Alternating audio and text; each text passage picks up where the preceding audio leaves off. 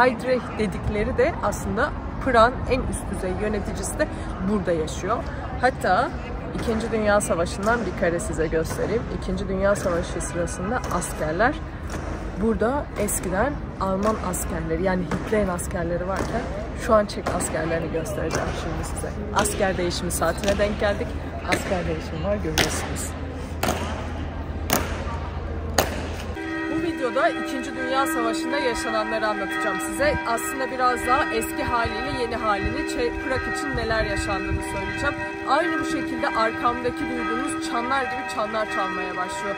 İlk başta sessiz sakin başlayan zamanların sonunda küçük bombardıman uçakları, büyük bombardıman uçakları tanklarla birlikte Hitler geliyor ülkeye, Prag'a geliyor. Bunların nasıl olduğunu, şu an gördüğünüz aslında şehrin yapısının, silüetinin o dönemde nasıl bombardımana uğradığını ve o eski yapıların halini göreceksiniz bu videoda. Kısa kısa anlatacağım, yoksa video çok uzun olacak. Videonun burasına kadar izlediysen sen bir beğeni tuşuna, abone olma tuşuna da basın ki bizler motive olalım, mutlu olalım. Devam edelim. Avrupa sene 1938'e geldiği zaman biraz sessiz, biraz daha gergin bir atmosfere bürünüyor. Bunun sebebini İkinci Dünya Savaşı'nın aslında başlamasına doğru bir gelişim var. Buna yönelik bir hareketler var. Avrupa yeni bir savaşın eşiğine geliyor. Hitler, Çekoslovakya'nın batısında yaşayan Alman nüfusu gerekçe göstererek Sudet bölgesini istiyorlar. Bu bölge yalnızca sıradan bir toprak parçası değil. Çekoslovakya'nın savunma hattı, sanayisi ve gururu burada aslında. Hitler masaya oturduğunda karşısında kimler var biliyor musunuz? İngiltere'nin başbakanı, Fransa'nın başbakanı, onun dışında İtalya'dan Mussolini var. Masada Çekoslovakya yok. Çekoslovakya'nın kaderini belirleyeceksiniz ama o masada Çekoslovakya yok. Düşünsenize ne kadar garip. Peki sonrasında ne oluyor? Bu bölgeyi, Sudet bölgesini veriyorlar Hitler'e. Neden? Çünkü Hitler şunu gerekçe gösteriyor. Diyor ki bu bölgede Almanlar var, Alman nüfusu var ve bunlar Almanca konuşuyor. Benim vatandaşım, biz bu bölgeyi istiyoruz. Burası Çekoslovakya'nın kuzeyi, kuzeybatısı ve batısını oluşturuyor. Neden burası çok önemli? Çekoslovakya'nın aslında savunma bölgesi, savunma hattının olduğu bölge. Burası insanlara o yüzden Çekoslovakya'yı çok fazla güçsüz düşürüyor ve Almanya Hitler'i güçlü hale getiriyor. İngiltere masadan kalkıp kendi memleketine dönerken başbakan şunu söylüyor, elinde evren sallayarak diyor ki artık sulh ilan edildi, barış ilan edildi. Ama bu barış ne kadar sürüyor? Sadece bir sene kadar sürecek. Sadece bir sene. Peki 30 Eylül 1938'de ne oluyor? Münih Anlaşması imzalanıyor. Sudet bölgesi tamamıyla aslında Hitler'e verilmiş oluyor. Hitler Prag Kalesi'ni, aslında Hitler'in ekibi Prag Kalesi'ni karargah olarak kullanıyorlar. Bu bölgede çok fazla asker bulunduruyorlar. Heydrich dedikleri de aslında Prag'ın en üst düzey yöneticisi de burada yaşıyor. Hatta İkinci Dünya Savaşı'ndan bir kare size göstereyim. İkinci Dünya Savaşı sırasında askerler burada eskiden Alman askerleri, yani Hitler'in askerleri varken şu an Çek askerlerini göstereceğim şimdi size. Asker değişimi saatine denk geldik. Asker değişimi var, görüyorsunuz.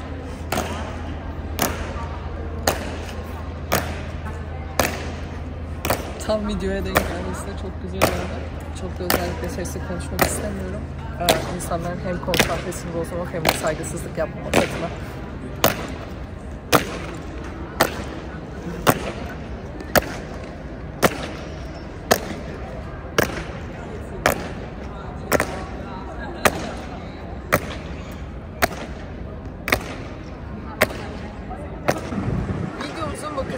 Vaslavskiye Namesti, yani Vaslav Meydanı'ndaki değişimden bahsedeceğim size. Ne demiştik? Sene 1938'e geldiği zaman artık Almanya 2. Dünya Savaşı'na adım adım yaklaşmıştı. Çekya ile birlikte Çekya'yı işgal etme konusunda. Bakın bakalım burada ne göreceksiniz? Tanıdık bir yer görülüyor mu? Arkadaki yapı Ulusal Müze'nin olduğu meydan. Burada sizi karşılıyor. Aslında baktığınızda tarihler 15 Mart 1939'u gösterdiğinde Prag'da şehir sabaha gri bir gökyüzüne uyandı. Sokaklarda sessizlik vardı ama o sessizlik uzun sürmedi. Alman birlikleri Prag'a girdiğinde kimse tek bir kurşun bile sıkmadı. Çek halkı pencerelerinden bu yaşananları yavaş yavaş izlemeye başladı. Sadece birkaç ay önce Münih Anlaşması imzalanmıştı ve insanlar bu Münih Anlaşması ile birlikte aslında barışın geleceğini, sulhun geleceğini düşünüyorlardı ama bu şekilde olmadı. Sene 1945'i gösterdiği zamansa artık Alman tankları yerine Rus tankları girmeye başladı şehre. Onları da sevinçle karşıladılar. Rus tankları geldi bizi kurtaracak diye. Bunların da bir tane göstergesi. Hemen arkamda görmüş olduğunuz Barut Kulesi'nin altındayız. Barut Kulesi'nin altında Rus tanklarını sevinçle karşılayan, tam bu noktada sevinçle karşılayan Çekleri görüyorsunuz bu fotoğrafta. Artık başkasından medet uman toplum mu demeliyim ya da o anda çok zor durumda kaldılar da o yüzden yardıma ihtiyaç vardı, onu mu demeliyim bilmiyorum ama böyle bir anı da günde yaşanmış bu topraklarda ve tam bu noktada yaşanmış. Devam edelim videonun diğer kısımlarına. Videonun bu kısmından sonra size Çekya için, Prag için önemli bir olaydan, özgürlük görevinden bahsedeceğim. Bu olay Antropoid operasyonu olarak geçiyor. Çok önemli Çekler için. Paraşütle başlayan bir görev aslında bu. Bu gösterdiğim yapıda buranın en büyük tanığı aslında. İngiltere'den bir uçak kalkıyor. Bu işgal altındaki Bohemya semalarında süzülmeye başlıyor uçak. 2 tane Çek direnişçiyi taşıyor. Bunlardan birisi Józef Gabčík, diğeri ise Jan Kubiš. Karanlığın içinde paraşütleriyle Prag'a iniyorlar. Amaçları belli. Amaçları ne derseniz Hitler'in en acımasız adamı olan Prag kasabı olarak da bilinen Haldik'i ortadan kaldırmak. Aslında buna karşı yapılan bir suikast.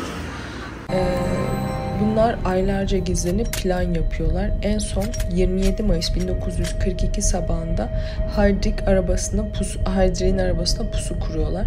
Zaten burada parça parça da videolarda koyacağım. Filmden, özellikle Antropoid suikastının filmi var, operasyonunun filmi var. Oradan parçalar koyuyorum ki tam böyle kafanızda biraz daha canlansın diye. Pusu kuruyorlar. Sonra silah tutukluk yapıyor. En son el bombası kullanıyorlar bu süreçte. El bombasını kullandıktan sonra Heydrich ağır yaralanıyor ve birkaç gün sonra da zaten ölüyor. Naziler için büyük bir şok oluyor. Bu çok ciddi bir olay aslında baktığınız zaman. Daha büyük bir intikam almamız gerekiyor diye düşünüyorlar. Önce Ledice köyünü 173 erkeği kurşuna diziyorlar. 88 çocuğu öldürüyorlar. 184 tane kadını da toplama kampına gönderiyorlar. Sonra Ležáky köyünde tüm yetişkinleri idam ediyorlar. Çocukların çoğunu da toplama kamplarında yok ediyorlar aslında. Sadece bu 2 köyün geneline bakarsanız 500'e yakın insan ölüyor. Peki neden? Bu paraşüt operasyonunda bu köylerdeki insanların köylünün aslında yardım ettiği düşünülüyor. Bütün köyü yok ediyorlar. 2 köy de haritadan siliniyor. Öyle düşünebilirsiniz. Bu Çekler için çok acı ve bunu zaten hepsi bilir. Bütün Çekler de bilir.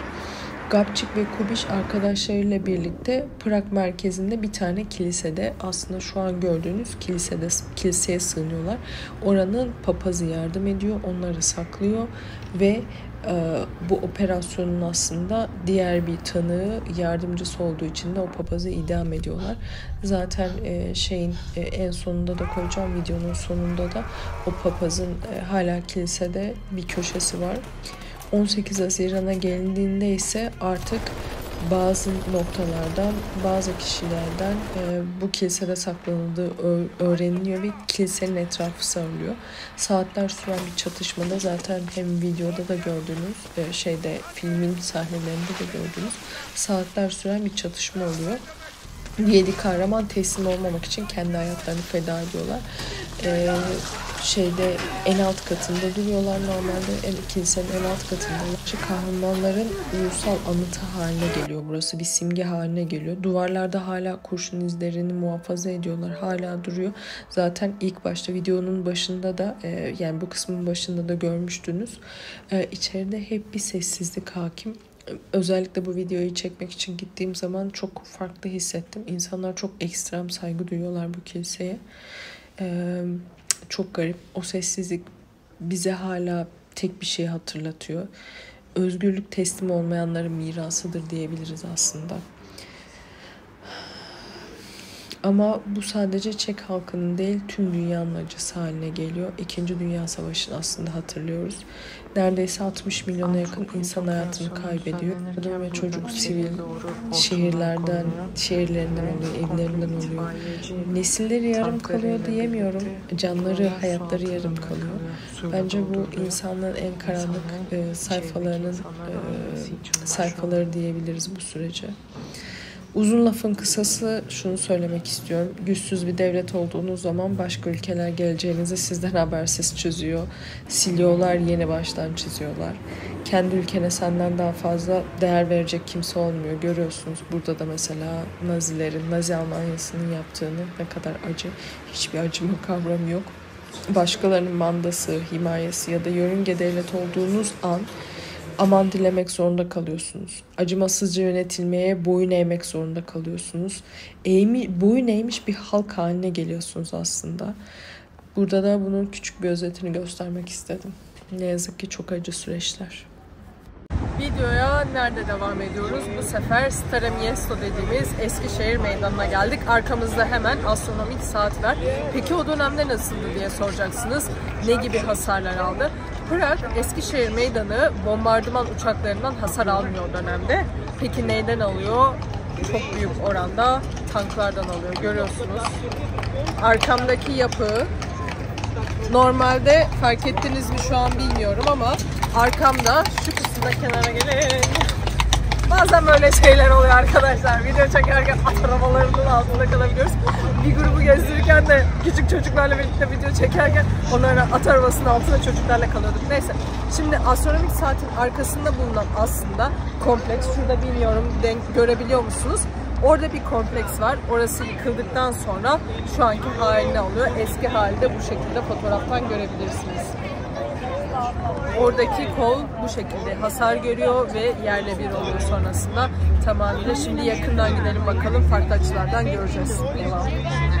Bahsetmiş olduğum arkamdaki astronomik saatin devamındaki kompleksin ne haline geldiğini göstereceğim. Normalde burada kompleks devam ediyor. Nerede o kompleks? Artık yok. Eski halde bu şekilde arkadaşlar. Görüyor musunuz bilmiyorum. Burada komple kompleks olarak gözüken kısım aslında şu an yok. Hepsi tamamıyla yıkılmış durumda. Farklı bir açıdan daha gösterelim. Hadi oraya devam edelim. Peki saat kulesi nasıl hasar gördü? Bunu biliyor musunuz? Normalde dışarıdan baktığı zaman hiç hasar almamış. Şimdiye kadar ilk yapıldığı seferiyle durmuş gibi geliyor ama yanılıyorsunuz maalesef ki. Hasar almış şekli. Nasıl hasar görüyor? Görüyor musunuz bilmiyorum ama çok ciddi bir hasar oluyor. Bunları da ekstradan zaten fotoğraflarını koyacağım. Oradan bakabilirsiniz. Bunu gösteriyorum özellikle ki 1945'lerden sonra nasıl bir tamirat görüyor, haberiniz olsun. Devam videoya. Yıkılan astronomik kulesinin arkasındaki kompleksin nasıl yıkıldığını göstereceğim ben size. Nasıl hasar aldığını göstereceğim. Bir tane gösterdiğim fotoğrafın aslında üzerinde bir uçak vardı. Siz onu görebildiniz mi bilmiyorum ama şimdi tekrardan o uçağı bulayım bir. Fotoğraf şu. Şunun üzerinde uçak var. Görüyor musunuz bilmiyorum fotoğrafta. Ama bu uçaklarla bombardımana uğramıyor. Tanklar tarafından hasar alıyor demiştim, gösteriliyor. En son halde bu oluyor. Şu kenarda görmüş olduğunuz aslında apsis şeklindeki olan çıkıntı. Astronomik saat kulesinin üzerindeki orası burası. Sol taraftaki de şu kilisenin olduğu kısım aslında. Kısmın kulesini gösteriyor. Arasındaki yapı ise hasar gördükten sonra itfaiyeciler tarafından söndürülüyor. Bunu görüyorsunuz bu fotoğrafta. Ne kadar acı, hüzün dolu bir fotoğraf aslında. Peki hemen dönersek bir diğer tarafa da, sol tarafa doğru dönersek ne göreceksiniz biliyor musunuz? Arkada Tin Kilisesi'nin olduğu kısımda almış olduğu hasarı göreceksiniz. Görüyor musunuz bilmiyorum şu an. Arkadaki görmüş olduğunuz Tin Kilisesi'nin üzerinden çıkan dumanlar. Yangın çıkmış ve üzerindeki büyük yangının üzerinden çıkan dumanlar, nasıl etrafındaki yerler hasar görüyor, onu görüyorsunuz aslında. Birazdan da Saat Kulesi'ne doğru döneceğiz. Saat Kulesi'ne bakalım ne kadar acı bir görüntü olacak. Devam. Eskişehir Meydanı'nda hala gezmeye devam ediyoruz. Gezdiğimiz zaman bir farklı fotoğrafla daha göstereceğim. Bir farklı fotoğrafla daha karşılaşacaksınız. Bakın bakalım burayı tanıyabilecek misiniz bu fotoğrafla? Arkada Tin Kilisesi, Ulusal Galeri'nin olduğu kısım ve kenarda hemen şu Yandus'un heykeli. Aslında baktığınız zaman siz buraya turistik olarak geldiğiniz zaman her şey çok güzelmiş zamanında diye düşünüyorsunuz ama çok geç bir tarih değil. Bundan neredeyse 70 sene öncesinde aslında bu bulunduğunuz noktada tanklar var. Tam bu bulunduğumuz noktada tank var. Çok farklı bir his. Bir de bu açıdan bakmanızı öneriyorum. Prag videomuz bu şekilde sonlanmış oldu. 2. Dünya Savaşı'ndaki Prag videosu. Rica ediyorum belgeselciler yazın, bir iletişime geçin benimle, bir belgeseller çekelim, bir şeyler yapalım Prag'la alakalı. Şaka bir yana arkadaşlar rica ediyorum kanalımıza abone olmayı, beğenmeyi ve yorum yapmayı da unutmayın. Görüşürüz.